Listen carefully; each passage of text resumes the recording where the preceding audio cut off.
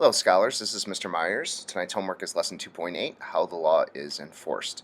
Here are your objectives. We have multiple ones today, so as always, make sure you take very good structured notes and be ready for a quiz tomorrow. Here we go. Okay, so our first major concept is the bureaucracy. Bureaucracy is simply the running of government chiefly through bureaus or departments that are staffed with non-elected officials, people who weren't voted on by the people. The bureaucracy in America's government is pretty massive, 2.7 million civilian workers and about 1.5 million in military service. The basic principles or traits is that there's a formal hierarchy, people at the top and people organized and structured underneath. Each of these departments have specific rules, they have specialized workers. The people who tend to work in the bureaucracy have got those jobs because of merit. And they're also impersonal, meaning that passion and feelings are supposed to be stripped out of it. The bureaucracy simply does what needs to be done in order to make government work. So the next section is about cabinet departments. The cabinet is organized under the executive branch. There are 15 major cabinets that deal with all different aspects of carrying out federal law.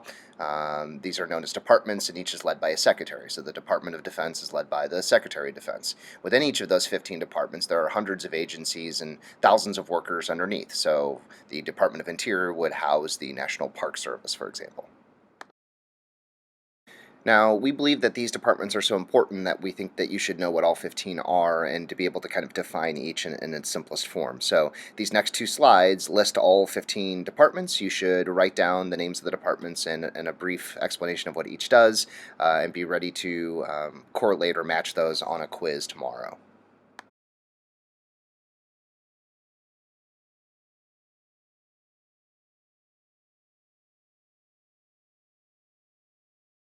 Okay, now that you were able to copy down all 15 of those agencies, the next thing we're going to talk about are independent agencies. These are federal agencies that exist outside of the cabinet structure.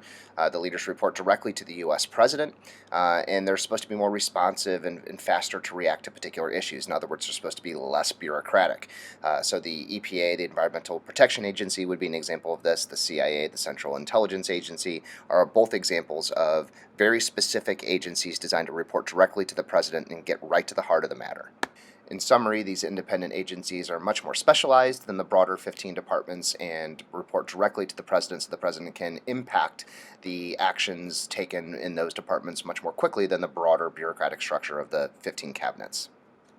Now, regulatory agencies are also independent agencies, but they have a more specialized function. These are agencies that also exist outside of the cabinet structure, but unlike the independent agencies, the leaders of these cannot be removed very easily except for good reasons. And the purpose is that if an investigation were underway and wrongdoing was being uncovered, you wouldn't want those people to be removed willy-nilly. In addition, some of these regulatory agencies deal with extremely complex issues. Think of the Federal Reserve, the FCC, the Federal Communications Commission. So oftentimes the people within those structures need a certain degree of permanence because of how complicated those issues are. And lastly, for this lesson, we're going to talk about government corporations. Government corporations are companies that are actually owned by the government, but who earn their own revenue and are almost operating completely independently of government oversight. So Amtrak is a transportation company that's run by the government, or owned by the government rather, and the Corporation for Public Broadcasting, think PBS and Sesame Street, another one that largely operates independently of government oversight. Here is your overview again. I hope you took good structured notes and are ready for the quiz tomorrow. And for all those haters out there who are complaining about Lesson 2.7 being over 12 minutes long, this one's under 4. Have a great night.